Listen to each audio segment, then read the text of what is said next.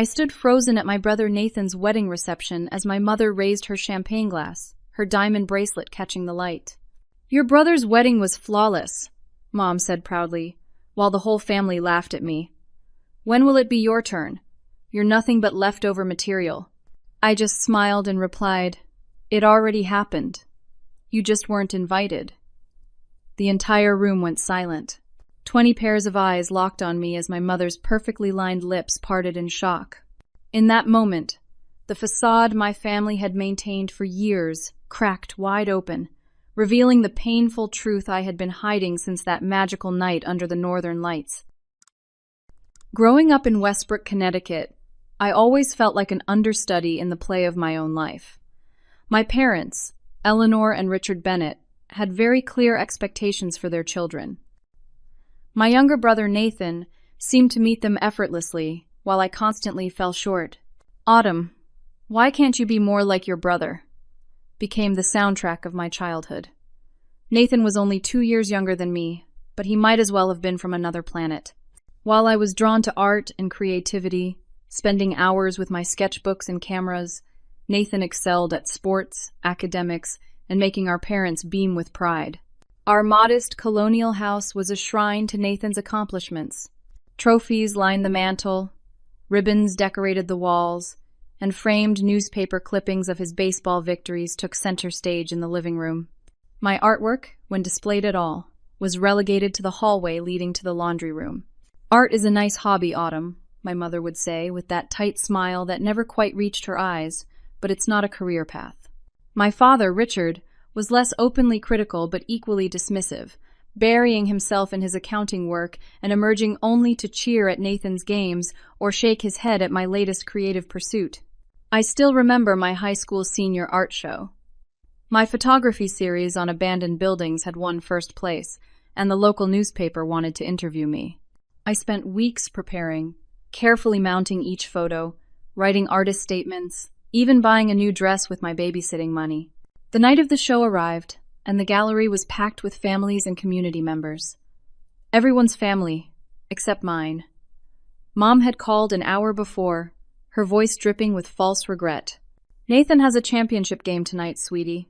We just can't miss it. I'm sure your little pictures will still be there tomorrow." I stood alone among my classmates and their proud parents, accepting congratulations with a practiced smile while my heart crumbled. Later that night, I made a decision that would alter the course of my life. I applied to art schools in New York City, far from the constant comparison and disappointment of home. When my acceptance letter to the prestigious Pratt Institute arrived, my parents were less than thrilled. "New York is dangerous," my mother said, "and so expensive.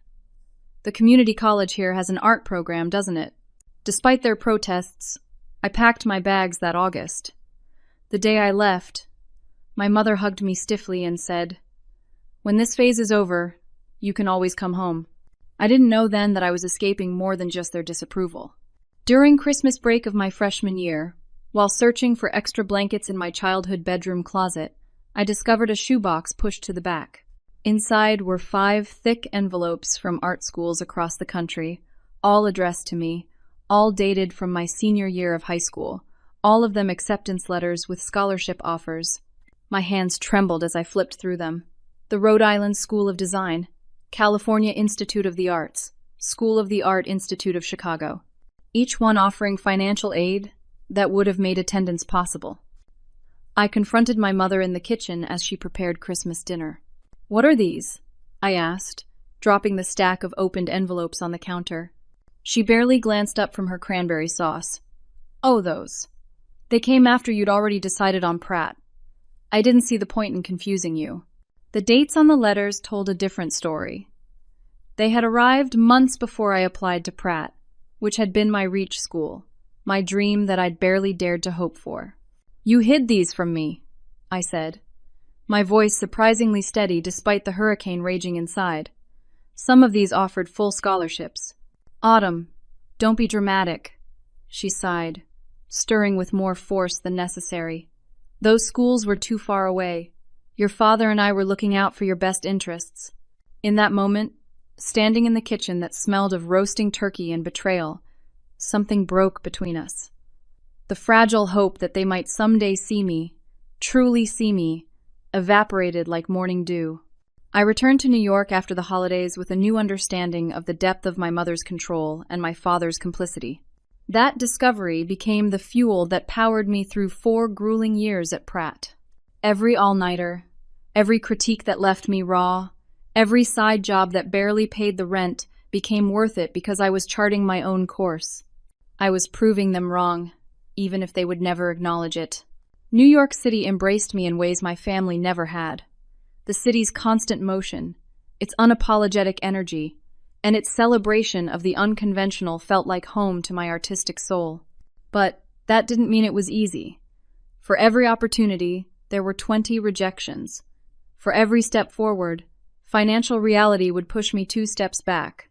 My tiny apartment in Brooklyn became my sanctuary and studio. I shared the space with 2 other struggling artists in a converted industrial building where the heat was unreliable and the pipes groaned like tormented ghosts. But the windows were large, flooding my corner with the kind of natural light photographers dream about. After graduation, I cobbled together a living through freelance gigs, waitressing, and the occasional teaching workshop. My photography gradually shifted from artistic abstracts to documentary work, capturing the untold stories of ordinary people in extraordinary circumstances. 3 years into this precarious existence, my first big break arrived unexpectedly. A series I had done on elderly immigrants in Brooklyn caught the attention of a gallery owner in Chelsea. Amelia Winters had a reputation for discovering raw talent, and somehow she had seen something in my work. "Your images have soul," she told me during our first meeting, her silver hair gleaming under the gallery lights. "They speak to the resilience of the human spirit." The exhibition opened on a rainy Thursday evening. I had invited my family, not expecting them to come, but hoping that perhaps this validation from the art world might finally make them see the legitimacy of my path. The only response I received was a text from Nathan. "Can't make it. Mom and Dad have a charity thing. Good luck." I pushed down the familiar disappointment and focused instead on the gallery filling with New York's art community. Critics circled the room, making notes. Collectors examined price lists. Fellow photographers offered congratulations tinged with friendly envy. And then he walked in. Jack Taylor entered my life like a sudden shift in lighting, changing everything in the frame. Tall with thoughtful brown eyes and an easy smile, he moved through the gallery with confidence, stopping longest in front of my most personal pieces. I watched him from across the room, intrigued by his intense focus. Amelia appeared at my elbow.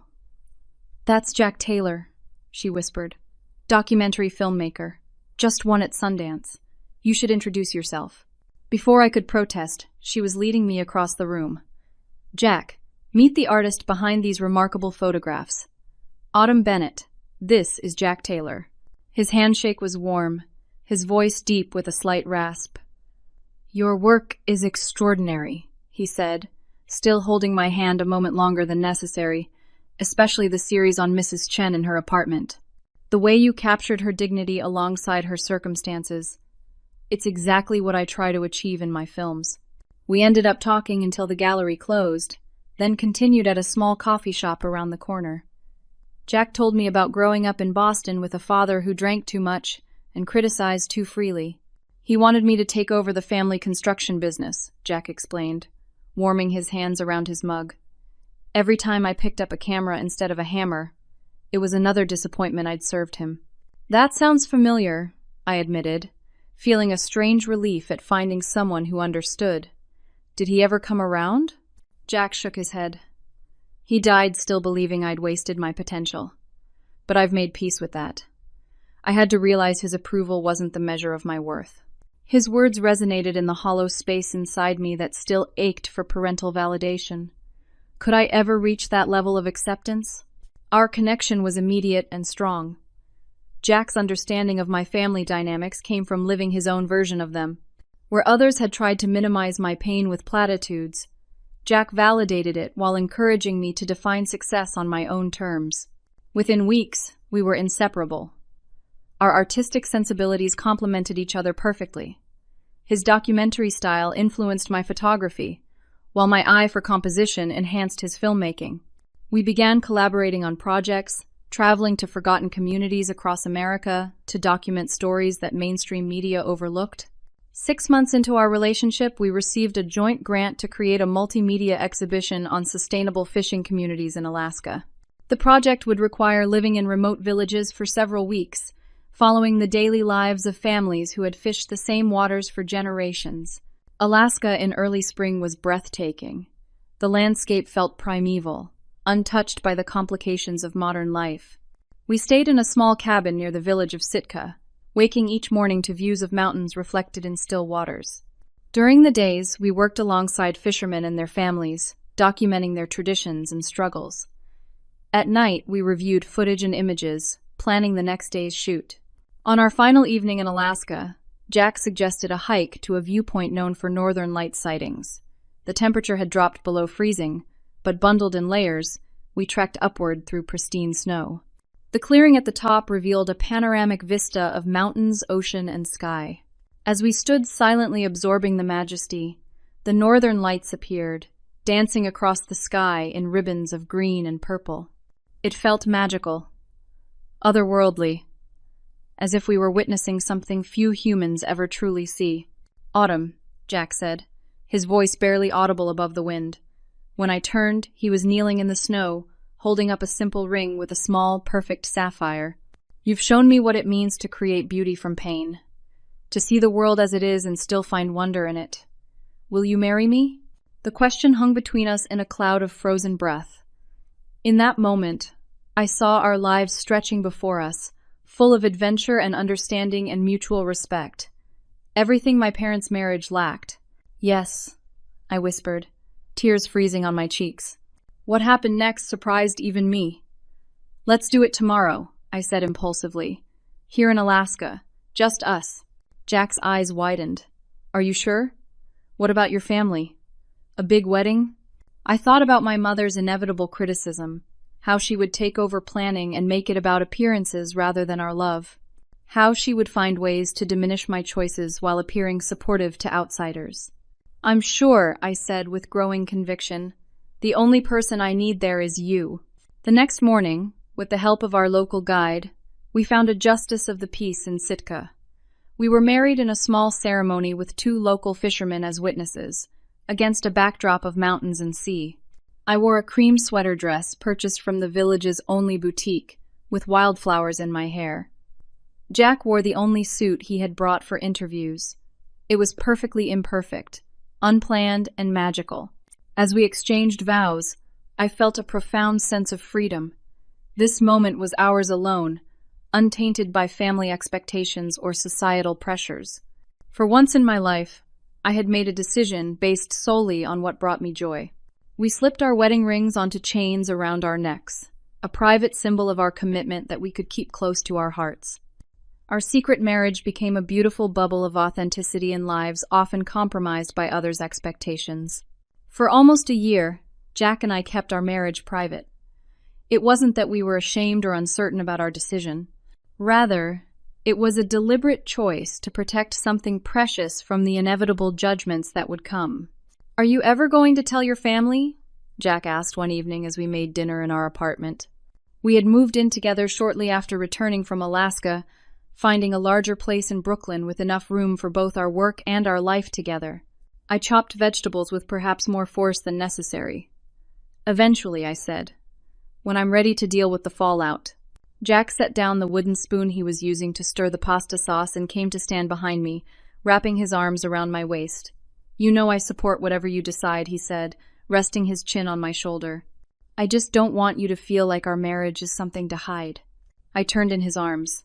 "It's not about hiding us. It's about protecting us. You haven't seen my mother in full critical mode.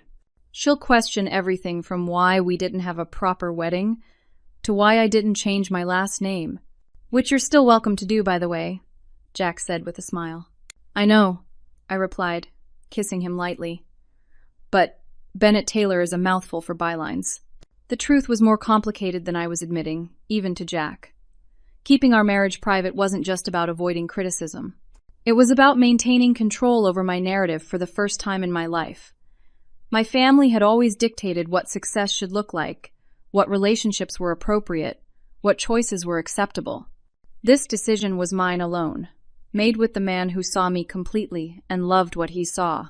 We did tell a few close friends, swearing them to secrecy. They understood and celebrated with us during a small dinner party that felt more authentic than any elaborate reception could have been. At family events, we attended as a serious couple but kept our official status to ourselves, rings tucked safely beneath our clothes. During phone calls with my mother, I would listen to her not-so-subtle hints about settling down, responding with non-committal murmurs while Jack made silly faces at me from across the room. "Patty Miller's daughter just got engaged to a surgeon," she would say. "She's younger than you know." "That's nice, Mom," I would reply, rolling my eyes at Jack, who would pretend to swoon. Our life together flourished in this protected space. We continued our collaborative work, gaining recognition in documentary circles. Jack's film about the Alaskan fishing community premiered at several festivals, featuring my still photography in the credits and promotional materials. My exhibition featuring the same community traveled to galleries in 3 cities. We developed routines and traditions, inside jokes, and the kind of shorthand communication that comes with deep intimacy. I had never felt so seen, so accepted, so free to be exactly who I was. Then came the Tuesday that changed everything. I had been feeling off for a couple of weeks, blaming it on a hectic work schedule and poor eating habits. When I nearly fainted during a photo shoot, Jack insisted I see a doctor. The clinic was sterile and bright, with magazines so old they featured celebrities who had since divorced twice. The doctor, a woman with kind eyes and efficient movements, asked routine questions, ordered routine tests. "Let's run a pregnancy test as well," she said casually, "just to rule it out." I laughed. "That's not necessary. We're careful." She shrugged. "It's standard procedure. Better to check everything." I waited in the examination room, scrolling through emails on my phone, making mental notes about upcoming deadlines. When the doctor returned, her expression had softened. "Well, Miss Bennett," she said, glancing at my chart, "it appears congratulations are in order. You're pregnant." The phone slipped from my fingers onto the paper-covered examination table. "That's not possible," I said automatically. "We use protection." "Nothing is 100% effective," she replied gently. "Based on your last period, I'd estimate you're about 7 weeks along." 7 weeks. My mind raced backward, calculating. The night we'd celebrated Jack's film winning at a regional festival, the champagne, the broken condom we had laughed about, assuring each other that one time wouldn't matter. But it had mattered. It had mattered enormously. I left the clinic with prenatal vitamins, pamphlets, and a storm of emotions I couldn't begin to sort through. On the subway ride home, one thought kept circling. I was going to be a mother. I, who had spent a lifetime being told I wasn't enough, would be responsible for making another person feel that they were. The idea terrified and exhilarated me in equal measure. When Jack came home that evening, I was sitting at our kitchen table, the prenatal vitamins placed in the center like an art installation. He stopped in the doorway, eyes fixed on the bottle, then moving to my face. "Autumn?" he asked, his voice catching. "Surprise," I said weakly, attempting a smile that wobbled at the edges. Jack crossed the room in 3 long strides, kneeling beside my chair and taking my hands in his. "Are we having a baby?" The hope in his voice broke something open inside me. "Yes," I whispered. 7 weeks along. His face transformed with such pure joy that my own fears receded momentarily. He pressed his forehead to our joined hands, shoulders shaking slightly. "Are you crying?" I asked, incredulous. He looked up with wet eyes and the widest smile I'd ever seen. "Happy tears," he assured me. "The happiest." "You're not scared?" "Terrified," he admitted. "But also, Autumn, we made a person. A little person who will have your eyes and maybe my ridiculous laugh. How is that not the most amazing thing in the world?" His enthusiasm was infectious. For a moment, I allowed myself to imagine our child, a perfect blend of us, growing up surrounded by art and love and unconditional acceptance. Then reality crashed back. "My family," I said, the words falling like stones. "I haven't even told them we're married." Jack's expression grew serious. I think it's time, don't you? Before you start showing? I nodded slowly. I need to figure out how to tell them everything at once.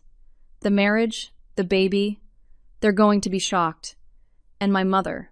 We'll be getting a grandchild, Jack finished firmly, whether she approves of how it happened or not. That night, lying awake long after Jack had fallen asleep, his protective hand resting on my still flat stomach, I wrestled with the implications. I was creating my own family now, one built on love and mutual respect rather than criticism and conditional approval. But the echoes of my childhood still haunted me. Could I be a good mother without a blueprint to follow? Could I shield my child from Eleanor's cutting remarks and impossible standards? I made a silent promise to the tiny life growing inside me. You will always know you are enough. You will never question if you are loved. You will be seen for exactly who you are. Now I just had to figure out how to integrate my past with this new future, starting with telling my family the truth. All of it. The news of Nathan's engagement arrived via a group text 2 weeks after I discovered my pregnancy. My mother followed up immediately with a phone call. Did you see? She asked, her voice pitched higher with excitement. Nathan and Heather are engaged. She's absolutely perfect for him. Her father is the senior vice president at First National, you know. That's wonderful, I said, genuinely happy for my brother despite the predictable focus on Heather's pedigree. When did it happen? Last night, Mom gushed. He proposed at Le Bernardin with a 3-carat diamond. Very tasteful. They're thinking June for the wedding. A proper engagement period, not one of these rushed affairs. I bit back a laugh at the irony of her comment, my hand unconsciously moving to the wedding ring now hanging openly around my neck at home. Jack and I had discussed telling my family about our marriage before Nathan's wedding, which suddenly had a timeline. That sounds lovely, I said. I'm happy for them. You'll need to book your flights early, she continued, as if I hadn't spoken. June is such a busy travel season. And autumn, dear, perhaps consider getting your hair done professionally for the wedding, something more conventional. I touched my shoulder-length hair, which I'd recently had highlighted with subtle purple streaks. I'll keep that in mind, I replied dryly. And bring Jack, of course. He seems like such a nice young man. Quite successful with his little films, Nathan tells me. Academy Award-nominated little films, I corrected, but she was already moving on. This might be a good opportunity for you two to think about your own future, she said, her voice taking on that familiar, suggestive tone. You're not getting any younger, Autumn. The comment stung, as it was intended to. At 34, I was hardly ancient, but in Eleanor Bennett's world, a woman my age without a wedding ring was dangerously close to expiration. Actually, Mom, about that... Oh, I have to run. The wedding planner is calling. We'll talk soon, darling. The line went dead before I could formulate a response. I stared at the phone in my hand, the moment of courage evaporating. Over the next few months, Nathan's wedding consumed all family communications. My mother transformed into a one-woman planning committee, sending daily updates on venues, florists, menu tastings, and guest lists. Nathan and Heather seemed content to let her take the reins, which didn't surprise me. My brother had always been happy to bask in our mother's approval, even when it came at a cost. Meanwhile, my own news remained unshared. My pregnancy progressed, morning sickness giving way to a small but noticeable bump that I concealed under loose clothing during video calls. Jack and I decided to wait until after the first trimester to share our news with anyone besides our closest friends, but that milestone came and went amid the whirlwind of Nathan's wedding preparations. "We need to tell them," Jack said one evening in April. "You're starting to show, and I'd rather your family not find out when you suddenly appear at Nathan's wedding with a visible baby bump." He was right. At 16 weeks, my pregnancy was becoming impossible to hide. We decided I would tell them during the upcoming bridal shower, which I was reluctantly attending in Connecticut. The shower was held at an upscale country club, all pastels and peonies and champagne flutes. My mother had insisted I arrive a day early to help with preparations, which meant a night in my childhood bedroom surrounded by remnants of a life that no longer fit. The morning of the shower, I dressed carefully in a flowing navy dress that disguised my changing body, my wedding ring securely on the chain around my neck, hidden beneath my clothing. I had planned to speak privately with my mother before the event, but she was in full hosting mode, directing caterers and arranging gift tables with military precision. "Autumn, there you are," she said when I entered the banquet room. "Be a dear and help finish the place cards. And I've seated you next to Thomas Miller. He's a lawyer now, divorced but no children, very eligible." I froze in the act of adjusting a centerpiece. "You've seated me next to an eligible man? Mom, I'm with Jack. You've met him multiple times." She waved dismissively. "It never hurts to keep your options open. Those creative types can be so unreliable." "Jack and I have been together for 3 years," I reminded her, feeling heat rise in my cheeks. "We live together. We're building a life together." "Living together is not a commitment, dear," she replied, lowering her voice as the first guests arrived. "It's a convenience." The shower proceeded like a carefully choreographed performance. Heather opened gifts with appropriate exclamations of delight. Games were played, champagne was consumed, and my mother worked the room like a politician, introducing me to every unattached professional male in attendance. Despite my obvious discomfort, "Eleanor, your daughter has quite the eye," said one of my mother's friends, examining the professional photographs I had taken as an engagement gift for Nathan and Heather. "Such a lovely hobby." "Yes, well, Autumn has always been creative," my mother replied with her practiced smile. "Though we had hoped she'd pursue something more substantial. Her brother is made partner at his firm next month, you know." I excused myself to the restroom, fighting tears of frustration. In the privacy of a bathroom stall, I took several deep breaths, one hand resting protectively over my small bump. "We're going to break this cycle," I whispered to my unborn child. "I promise." When I returned, my mother had corralled me into a conversation with Thomas Miller, who was perfectly nice and clearly as uncomfortable with her matchmaking as I was. After an excruciating 10 minutes, I escaped to the dessert table, where I encountered Heather arranging macarons on her plate. "Sorry about my mother," I said quietly. "She's been in full steamroller mode." Heather smiled sympathetically. "She's certainly enthusiastic," Nathan warned me. She paused, glancing around to ensure we weren't overheard. "He also said you got the worst of it growing up. I want you to know not all of us think your career is just a hobby. I've followed your work since Nathan showed me your gallery website. You're incredibly talented." Her unexpected kindness brought a lump to my throat. "Thank you," I managed. "That means a lot. And Jack seems wonderful," she added. "Nathan speaks very highly of him." I smiled genuinely for the first time that day. "He is. The best decision I ever made. The moment felt right. Here was someone who might actually be happy for us. Actually, Heather, there's something." "Autumn!" My mother's voice cut through the moment. "Come meet Heather's cousin Andrew. He's a surgeon at Yale New Haven." The opportunity vanished. By the time the shower ended, I was emotionally exhausted and no closer to sharing my news. I returned to New York the next day, having failed in my mission, the weight of unshared secrets growing heavier by the day. The final straw came during Nathan's rehearsal dinner. Jack and I flew to Connecticut the day before, checking into a hotel rather than staying at my parents' house. The dinner was held at an exclusive restaurant overlooking the harbor, another showcase of my parents' social standing. During cocktail hour, I overheard my mother speaking to my Aunt Susan in what she thought was a private corner. "Yes, Autumn's still with that filmmaker," she was saying, her voice tinged with disapproval.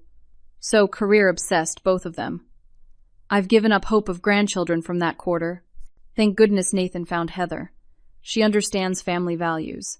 I stood frozen, martini glass in hand, as my mother continued, unaware of my presence. "Between us, I worry about Autumn, 34 and still playing at being an artist. No stability, no real future. Jack seems nice enough, but these creative partnerships rarely last. She'll wake up one day and realize she's missed her chance at a real life." My aunt made some murmured response I couldn't hear. "Oh, I've tried," my mother sighed dramatically. "But you know how headstrong she's always been.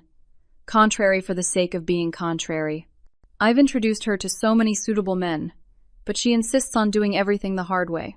The glass nearly slipped from my fingers. All these years, I'd assumed my mother simply didn't understand my choices. Now I realized she actively denigrated them behind my back, pitying me to anyone who would listen, undermining my relationship and my career in the same breath. I turned away, bumping directly into Nathan. "Whoa, sis," he said, steadying me. "You okay? You look like you've seen a ghost." I forced a smile. Just overwhelmed. Big crowd. He studied me for a moment. "Mom getting to you?" The simple acknowledgement that he recognized our mother's effect on me was surprising. Nathan had always seemed oblivious to the disparity in how we were treated. "Something like that," I admitted. He glanced over my shoulder to where our mother was still talking with Aunt Susan. "Don't let her in your head," he said quietly. "She means well, but she has a very narrow definition of success. For what it's worth, I think you're killing it." Before I could respond, he was called away by Heather. I stood there, processing this small revelation that perhaps my brother wasn't as blind to family dynamics as I'd always assumed. That night in our hotel room, I broke down. Jack held me as I sobbed out my frustration and hurt, the weight of decades of criticism finally overflowing. "I'm tired of hiding," I said finally, wiping my eyes. "I'm tired of feeling ashamed of the life we've built, like it's somehow less valuable because it doesn't fit her template." Jack brushed hair from my damp face. "Then let's stop hiding. Tomorrow at the wedding, wear your ring openly. If they ask, we tell them everything. If they don't, we still know who we are and what we've built." I placed my hand over my small but now noticeable bump. "All of it?" "All of it," he confirmed. "It's time, Autumn. Not just for us, but for this little one. They deserve to be celebrated, not hidden." As we lay in the darkness of that hotel room, I made my decision. The next day at Nathan's wedding, I would finally stand in my truth, whatever the consequences. The morning of Nathan's wedding dawned clear and perfect, as if specially ordered by my mother from a high-end weather service. The ceremony was to be held at the Westbrook Yacht Club, a dignified colonial building overlooking the harbor where my father had been a member for 30 years. I woke early, my stomach churning with morning sickness amplified by anxiety. Jack rolled over and kissed my forehead. "Today's the day," he murmured. "How are you feeling?" "Terrified," I admitted. "But also ready." We had planned to face my family together, presenting a united front as we revealed both our marriage and my pregnancy. But at breakfast, Jack received an urgent call from his producer in New York. "There's a problem with the final edit for the documentary," he explained, pacing our hotel room. "The festival submission deadline is tonight, and the rendering is corrupted. They need me there to fix it." My heart sank. "Today? Now?" He ran a hand through his hair, clearly torn. "I can try to talk them through it remotely, but if it doesn't work." I knew how important this documentary was, the culmination of a year's work and a potential breakthrough for his career. "Go," I said, finding resolve I didn't know I possessed. "I can do this." "Are you sure?" His concern was palpable. "I could skip the ceremony, make it back for the reception." "Jack, it's okay. Really." I touched his face gently. "I've spent my whole life seeking approval I'm never going to get. It's time I stopped needing it." He pulled me close, mindful of my growing belly. "I love you. Both of you. Call me the second it's over, and I'll be there as soon as I can, no matter what." After Jack left for New York, I dressed carefully in the emerald green dress we had chosen together, a color my mother would consider inappropriate for a spring wedding. The fabric draped elegantly over my 17-week bump, not hiding it but not emphasizing it either. Around my neck, I wore my wedding ring on its chain, but today I left it outside my dress, the gold band catching the light. When I arrived at the yacht club, the ceremony preparations were in full swing. White chairs lined the lawn leading down to the water. An elaborate floral arch marked the spot where Nathan and Heather would exchange vows. Staff bustled about with last-minute arrangements while a string quartet tuned their instruments. My mother spotted me as I approached the bridal suite to greet Heather. Her eyes narrowed as she took in my appearance, lingering on my midsection before darting to the ring around my neck. For a moment, I thought she might say something, but she merely pressed her lips together and turned away, directing a waiter carrying champagne flutes. The ceremony itself was picture perfect. Nathan looked genuinely happy as Heather walked down the aisle, and I felt a surge of affection for my brother, despite our complicated history. They had written their own vows, simple but heartfelt declarations that brought tears to my eyes. As they were pronounced husband and wife, I found myself touching my wedding ring, wishing Jack could have been there to squeeze my hand. The reception was held in the club's grand ballroom, transformed by my mother's vision into a springtime fantasy of white roses, crystal, and soft lighting. I was seated at the family table, conspicuously without a +1 since Jack's place setting had been hastily removed upon my arrival alone. My father, always uncomfortable at large social gatherings, made stilted small talk about the weather and the stock market. My mother flitted from table to table, accepting compliments on her planning prowess, occasionally shooting me loaded glances that I pretended not to notice. After the first course, the champagne began flowing freely. The wedding party made toasts, each more effusive than the last about the perfect couple and their bright future. When it came time for the parents' speeches, my father stood awkwardly, reading from note cards a generic blessing that could have applied to any newlywed couple. Then my mother rose, champagne flute in hand, the diamonds on her wrist catching the light. Her speech began conventionally enough, praising Heather's grace and intelligence, Nathan's accomplishments and character. Then she pivoted in a way that made my stomach clench. As parents, there is no greater joy than seeing your children succeed, she said, her gaze sweeping the room before landing pointedly on me. Nathan has always made the right choices, followed the proper path. His wedding today to the lovely Heather is the culmination of a life well planned. Murmurs of approval rippled through the guests. I took a large sip of water, wishing it were something stronger. A mother dreams of days like this, she continued. Richard and I are so blessed to welcome Heather into our family, and to know that Nathan will carry on our family traditions with a proper foundation. The emphasis on proper wasn't subtle. Several relatives glanced my way, their expressions ranging from curiosity to pity. Your brother's wedding was flawless, she said, now addressing me directly across the table, though her voice projected for the entire room. The assembled guests turned to look at me, many nodding in agreement. When will it be your turn, Autumn? You're not getting any younger, dear. A titter of laughter rippled through the crowd. I felt my cheeks flush as dozens of eyes fixed on me. After all, she added with a tight smile that didn't reach her eyes, you don't want to end up as leftover material, do you? More laughter, louder this time. My Aunt Susan actually snorted into her champagne. My father looked uncomfortable but said nothing, studying the tablecloth with sudden interest. In that moment, something shifted inside me. All the years of diminishment, of carefully constructed criticisms disguised as concern, of being the family disappointment despite my achievements, they crystallized into a single point of clarity. I was done. Done hiding, done apologizing, done seeking approval I would never receive. I stood slowly, my chair scraping against the hardwood floor. The room quieted, perhaps sensing the electric tension in the air. My mother's smile faltered slightly. Actually, Mom, I said, my voice steadier than I felt. It already happened. I pulled the chain from around my neck, slipping the ring off and onto my finger where it belonged. Last year. You just weren't invited. The silence was absolute. My mother's champagne flute hovered halfway to her lips, frozen in shock. My father's head snapped up, eyes wide. I married Jack in Alaska last spring, I continued, my voice gaining strength. It was perfect. Just the two of us, a justice of the peace and the Northern Lights. No grand production, no guest list politics, no months of planning for a single day, just love and commitment. I placed a protective hand over my belly, no longer trying to conceal the small but unmistakable bump. And this November, we're having a baby. The shocked gasps and murmurs felt distant, unimportant.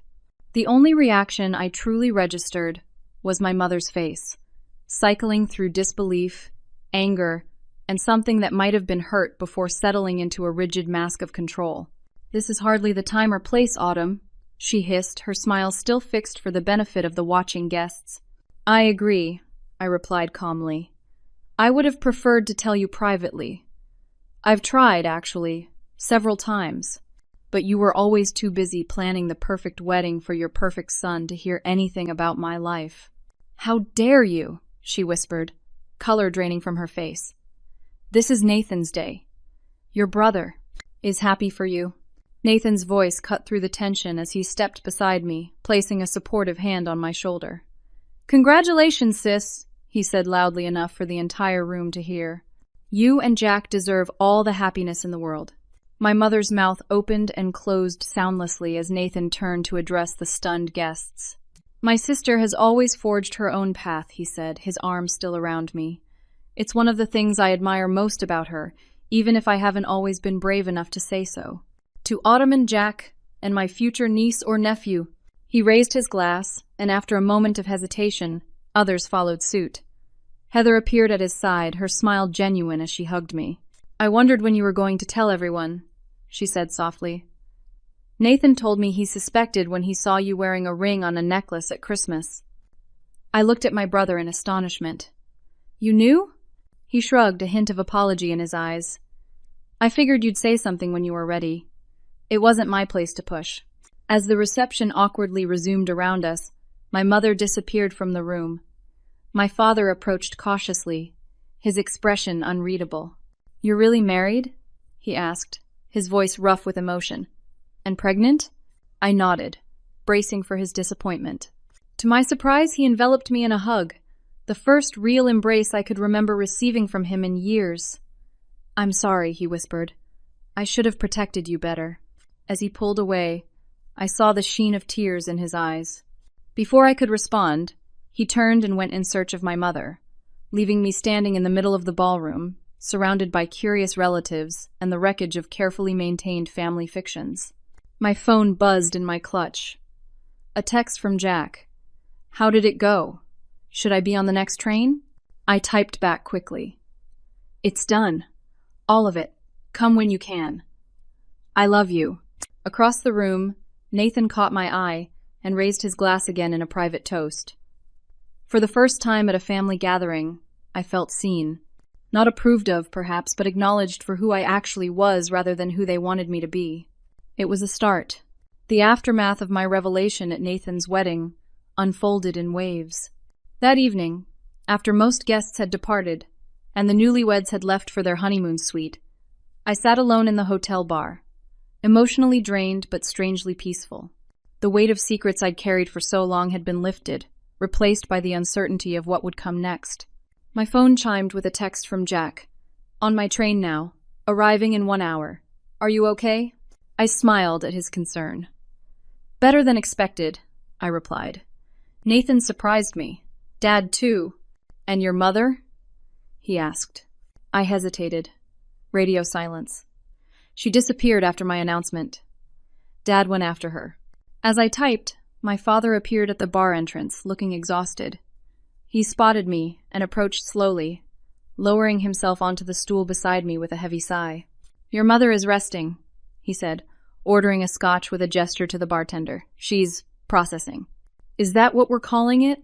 I asked, unable to keep the edge from my voice. He swirled the amber liquid in his glass, not meeting my eyes. She feels blindsided, Autumn. We both do. I tried to tell her, Dad, multiple times. She never wanted to hear it. He nodded slowly. I believe you. Your mother.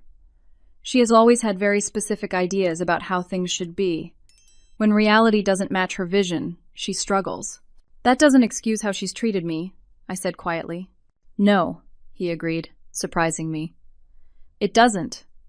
He took a long sip of his scotch before continuing. I should have stepped in more, between you and your mother. I knew she was harder on you than Nathan, but I told myself it was because she saw your potential and wanted to push you. She didn't see my potential, I corrected him. She saw what she wanted me to be, which was never who I actually was. My father was silent for a long moment. Your announcement today made me realize something, he finally said. I don't really know you, Autumn. The real you. I've been so busy supporting your mother's vision of our family that I missed watching my daughter become the remarkable woman sitting beside me. Tears pricked at my eyes. It's not too late, Dad. He reached over tentatively and covered my hand with his. Tell me about your husband, about your life in New York. I want to know it all. For the next hour, I shared stories about Jack, our work, our travels, our tiny but beloved apartment. I showed him photos on my phone, including our simple wedding in Alaska. He listened attentively, asking questions, expressing genuine interest in aspects of my life he had previously dismissed. And the baby? He asked, his voice softening. How far along are you? 17 weeks, I said, placing a hand on my small bump, due in November. A grandchild, he murmured, wonder in his voice. I never thought. Your mother has been so focused on Nathan and Heather starting a family. Are you disappointed? I couldn't help asking. That it happened this way? He shook his head firmly. No. I'm sorry that we missed your wedding. That was our loss, not yours. But I'm not disappointed. I'm grateful for another chance. When Jack arrived at the hotel, my father insisted on meeting him properly, as a son-in-law, not just a boyfriend. The two men shook hands, my father apologizing for his previous aloofness and congratulating Jack on both our marriage and the baby. Take care of them, my father said, his voice gruff with emotion. Always, Jack promised. But Autumn doesn't really need taking care of. She's the strongest person I know. My father smiled sadly. She had to be. The next morning, we met my father for breakfast. My mother was notably absent. She's not ready, my father explained apologetically. But she will be, eventually. This has been a shock to her system, her carefully ordered world. I nodded, unsurprised, but still disappointed. We said our goodbyes with promises to stay in touch more meaningfully than the occasional holiday call. As Jack and I prepared to return to New York, my phone rang unexpectedly. It was Aunt Susan, my mother's sister. Autumn, dear, I was hoping to catch you before you left, she said, her voice warm. I wanted to apologize for laughing yesterday. It was thoughtless. Thank you, I said, surprised by the gesture. Your mother has always been. She paused, searching for the right word. Controlling. Even as children. She needed everything to be perfect, by her definition. When it wasn't, she took it personally. This insight into my mother as a child was unexpected. I didn't know that. Few do, Aunt Susan replied. But I wanted you to know you're not the first person she's driven away with her impossible standards. Your Uncle James, my husband, hasn't spoken to her in years because of her criticism of our son's career choices. I had always wondered why Uncle James was so rarely at family gatherings. I had no idea. She doesn't talk about it, Aunt Susan said. But after seeing your courage yesterday, I thought you should know you're not alone. Many of us have felt the sting of Eleanor's disapproval. Some of us just learned to stay away. After hanging up, I shared the conversation with Jack. Sounds like you broke the silence, he observed. Maybe others will follow. The train ride back to New York was quiet, both of us processing the weekend's events. Back in our apartment, we fell into our familiar routines, but something had shifted. I no longer felt the need to hide or apologize for my choices. For the first time, I had stood in my truth and survived. More than survived, parts of my family had actually rallied around me. A week passed without word from my mother. I sent Nathan and Heather a proper wedding gift with a heartfelt note, thanking them for their support. Nathan called to check in, reporting that our mother was maintaining radio silence about the whole thing, but that he and Heather were excited about the baby and wanted to visit soon. 2 weeks after the wedding, as Jack and I were discussing nursery colors in our tiny spare room, the buzzer for our apartment sounded. It was Saturday afternoon, and we weren't expecting anyone.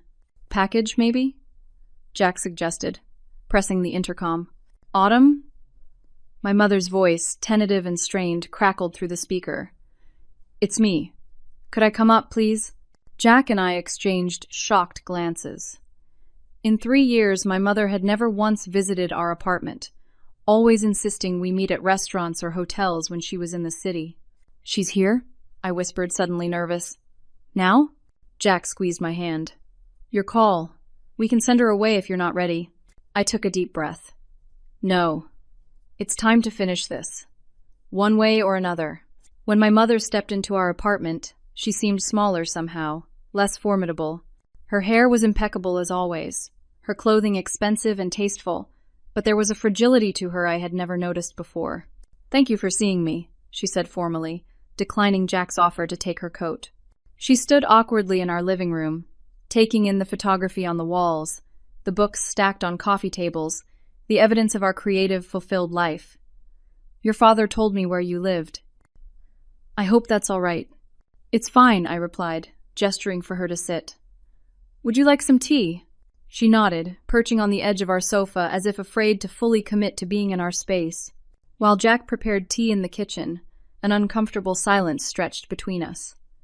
My mother's eyes kept darting to my midsection, now more noticeably rounded in the fitted sweater I wore. "How far along are you?" she finally asked. 18 weeks, I replied. "Due November 12th. She nodded slowly. "And you're healthy? The baby is healthy?" "Yes. Everything is progressing normally." Jack returned with tea, setting the tray on the coffee table before discreetly excusing himself to finish some editing, giving us privacy while remaining within earshot. My mother watched him go, a flicker of something like respect crossing her face. "He seems supportive." "He's the best thing that ever happened to me," I said simply. She flinched slightly at my words, staring down at her untouched tea. "I don't know how to do this, Autumn," she admitted quietly. "I don't know how to be the mother of someone who refuses to follow the path I laid out." The honesty of her statement was startling. "I never wanted to hurt you, Mom, but I couldn't live the life you wanted for me. It would have killed something essential in me." "I thought I was protecting you," she said, her voice barely audible. "From struggle, from disappointment, from the messiness of an unconventional life." "I'm not afraid of mess," I told her. "I'm afraid of living without authenticity, without joy." She looked up then, her eyes shining with unshed tears. "Your Aunt Susan called me, after the wedding. She said some things, hard things, about how I've treated you, about how I've driven people away with my expectations." I waited, giving her space to continue. "And your father. He told me he's tired of watching me push you away. He said if I couldn't accept your choices, I would lose not just you, but him as well." A single tear escaped, tracking down her perfectly made-up face. "I don't know how to change, Autumn, but I don't want to lose my family." The vulnerability in her admission cracked something open in my chest. For the first time, I saw my mother not as an implacable force of criticism, but as a flawed human shaped by her own fears and limitations. "Why have you always been so much harder on me than on Nathan?" I asked, the question that had haunted me since childhood. She wiped away her tear with a manicured finger. "Because you reminded me of myself," she whispered. "The self I buried. I had dreams too once. Of art school, of traveling, of a life less prescribed." This revelation stunned me into silence. My mother, Eleanor Bennett, had wanted to be an artist? My mother, your grandmother, convinced me it was impractical, irresponsible, that I would regret it. So I chose the safe path, the approved path. She gestured vaguely. "And when you showed the same creative spirit, the same restlessness I once had, I panicked. I thought I was saving you from disappointment. By destroying my dreams before they could fail?" I asked, not unkindly. She nodded, shame evident in her expression. "I see now how wrong that was, how selfish." We talked for hours, peeling back layers of misunderstanding and hurt. She asked about our wedding in Alaska, genuinely listening as I described the northern lights and the simple, perfect ceremony. I showed her ultrasound images of her grandchild, watching as her composure crumbled at the tiny profile. "I've missed so much," she said, her voice breaking. "I want to do better, Autumn. I don't know if I can change overnight, but I want to try. For you, for your child, for our family." "It won't be easy," I warned her. "You can't control this narrative, Mom. You can't make it fit your ideal." "I know," she acknowledged. "But perhaps it's time I learned to appreciate a different kind of beauty, a different kind of success." Before she left, My mother asked to see our photography studio in the second bedroom that would soon become a nursery. She studied the equipment, the works in progress, the awards on the wall that she had never acknowledged. "You've built something remarkable," she admitted. "Both of you." It wasn't full acceptance. It wasn't an overnight transformation. But as Jack and I stood in the doorway of our apartment, watching my mother's cab pull away, I felt something I hadn't expected to feel: hope. "Do you think she means it?" Jack asked, his arm around my shoulders. "I think she wants to," I replied. "And that's a start." 6 months later, on a crisp October afternoon, Jack and I hosted a gathering at our apartment. We had recently moved to a larger place in Brooklyn, a third-floor walk-up with enough room for a proper nursery and a small home studio. The walls were adorned with our photography and mementos from our travels, creating a space that felt both professional and deeply personal. The occasion was twofold: a small celebration of our marriage for friends and family who hadn't been present in Alaska, and a baby shower for our daughter, due in just 3 weeks. The guest list was intentionally intimate, including only those who had demonstrated genuine support for our unconventional path. Nathan and Heather arrived first, bearing an antique rocking chair that had belonged to our maternal grandmother. "Mom sent this," Nathan explained as Jack helped him maneuver it through the doorway. "She found it in the attic and had it restored." The gesture surprised me. The rocking chair represented a family connection, an acknowledgement of the next generation. It was exactly the kind of sentimental object my mother would typically have saved for Nathan's children. Our closest friends from New York arrived next, filling the apartment with laughter and warmth. Jack's parents drove in from Boston, bringing handmade baby blankets and decades of parenting wisdom offered without expectation or judgment. I was arranging a platter of fruit when the buzzer sounded again. Jack answered, and a moment later, my parents walked through the door. My father carried a large wrapped gift, while my mother clutched her handbag with uncharacteristic nervousness. 6 months had brought gradual but meaningful change.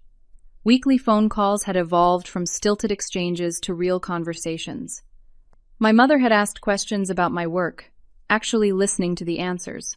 She had sent thoughtful gifts for the baby, including books about strong women in history and art supplies for when she's old enough to follow her creative passions. None of this erased the years of criticism or the hurt that still surfaced in unguarded moments. But it represented effort, a genuine attempt to rewrite our relationship on more authentic terms. "Autumn," my mother said, embracing me carefully around my very pregnant belly. "You look radiant." "Thanks, Mom," I replied, surprised to find I meant it. "I'm glad you could both make it." "We wouldn't miss it," my father assured me, squeezing my shoulder affectionately before going to shake hands with Jack's father. As guests mingled, I observed my mother with Jack's parents. They were so different: his mother, a former librarian with wild curly hair and colorful clothing, his father a construction foreman with calloused hands and a booming laugh. Yet my mother seemed genuinely engaged in conversation with them, united by the impending arrival of a shared grandchild.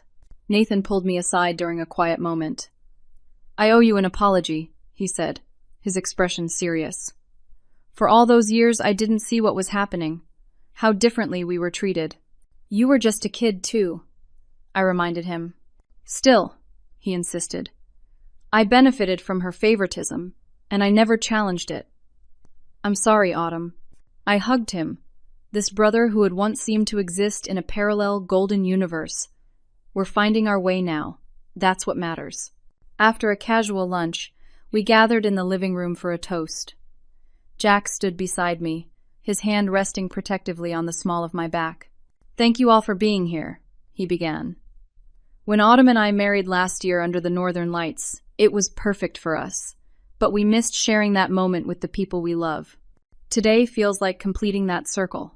My mother, seated beside my father on our sofa, dabbed discreetly at her eyes. "And as we prepare to welcome our daughter," Jack continued, his voice thick with emotion, "we're grateful she'll be born into this circle of love and acceptance." I squeezed his hand, too moved to speak. Looking around the room at the faces of those who had chosen to love us exactly as we were, I felt a profound sense of peace. The family I had yearned for as a child had finally materialized, not in the form I had expected, but in a constellation of relationships built on genuine understanding rather than obligation. Later, as guests began to depart, my mother lingered, helping to gather dishes despite my protests that she should relax. "I want to show you something," she said, reaching into her handbag. She withdrew a small, worn sketchbook and handed it to me. "I found this when we were cleaning out the attic." I opened it carefully. Inside were delicate watercolor paintings, landscapes, and portraits that revealed genuine talent and a sensitive eye for detail. The signature in the corner read Eleanor Martin, my mother's maiden name. "You painted these?" I asked, turning pages with growing amazement. She nodded, a wistful smile playing at her lips.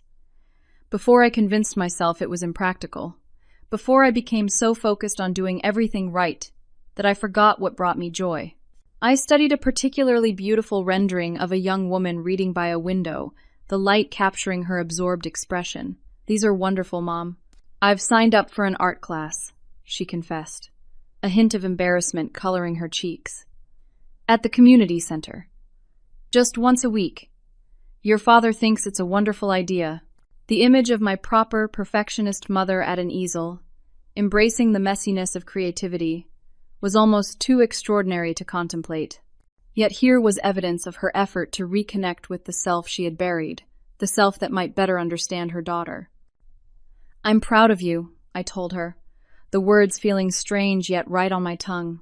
She looked startled, then touched, unaccustomed to praise from the child she had so rarely praised. "I'm trying, Autumn. I can't promise I won't slip sometimes, fall back into old patterns. But I'm trying. That's all any of us can do," I said softly. After our guests had gone, Jack and I collapsed onto the sofa, feet propped on the coffee table, surveying the cheerful disarray of our apartment. The rocking chair from my grandmother sat in the corner, already looking as if it belonged.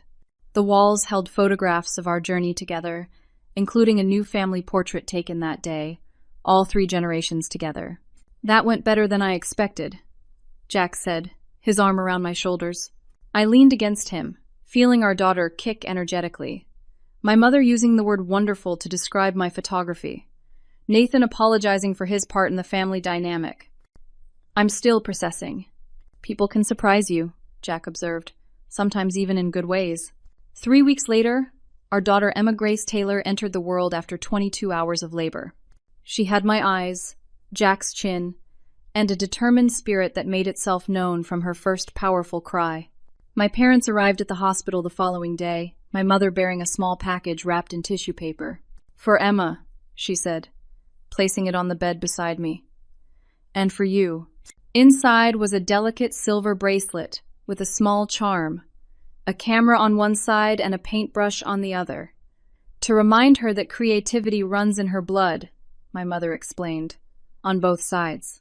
As she held her granddaughter for the first time, I watched my mother's face soften, the carefully maintained facade of perfection giving way to genuine wonder.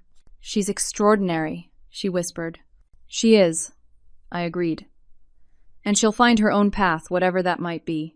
My mother met my eyes, understanding the gentle boundary being established, and will be here to support her, no matter what she chooses. In that hospital room, holding my daughter while surrounded by the family I had both been born into and chosen, I realized that the journey had never been about gaining my mother's approval. It had been about finding the courage to approve of myself, to trust my own instincts, to build a life authentic to my values, rather than inherited expectations. The cycle of criticism and conditional love that had shaped my childhood would end with me. Emma would grow up knowing she was enough, exactly as she was. She would be encouraged to explore, to create, to follow her curiosity wherever it led. She would understand that family meant acceptance, not performance. As I watch Emma sleeping in her crib tonight, nearly a month old, and already so distinct in her preferences and expressions, I marvel at the journey that brought us here. The pain of never quite measuring up, the courage to forge my own path despite disapproval, the joy of finding a partner who sees me completely, the difficult reconciliation with my family, all of it has shaped me into the mother I want to be for her. Life doesn't follow a perfect script. Relationships aren't mended overnight. But in choosing authenticity over approval, In standing firmly in my truth at my brother's wedding, I found an unexpected path to healing. Not the fairy tale version where all is magically resolved, but the messy, imperfect, beautiful reality of family learning to love better, one difficult conversation at a time. Emma stirs in her sleep, her tiny hand curling around my finger with surprising strength. In her grip, I feel the promise of a new generation, one raised to value authenticity over appearance, creativity over conformity, love over achievement. Some family traditions are worth keeping. Others deserve to be gently but firmly laid to rest. The wisdom lies in knowing the difference. What family traditions or expectations have you had to break free from to live authentically? Have you ever had to make a difficult stand to protect your own happiness? Comment below with your experiences, and don't forget to like, subscribe, and share if this story resonated with you. Thank you for listening, and may you always find the courage to stand in your truth, even when the room falls silent.